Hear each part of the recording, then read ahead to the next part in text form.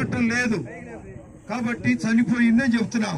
ఎక్కడికి పోయింది అంటే ఆయన దగ్గరికి వెళ్ళింది. కాబట్టి ఆయన ఏమంటున్నాడంటే, నా దృష్టికి భూలోకంలో ఉన్న జీవించింది కళ్ళు మూసినా నా దగ్గరికే చేరింది.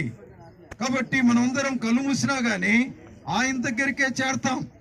ఆయన దగ్గరికే వెళ్ళటానికి మన ఈ లోకములో ప్రభు అయిన యేసుక్రీస్తు అనే రక్షకుడు మన పాపముల కొరకు ప్రాయశ్చిత్తమయ్యాడు. ఆయన మనందరి దోషములను మన మీద మోసుకున్నాడు.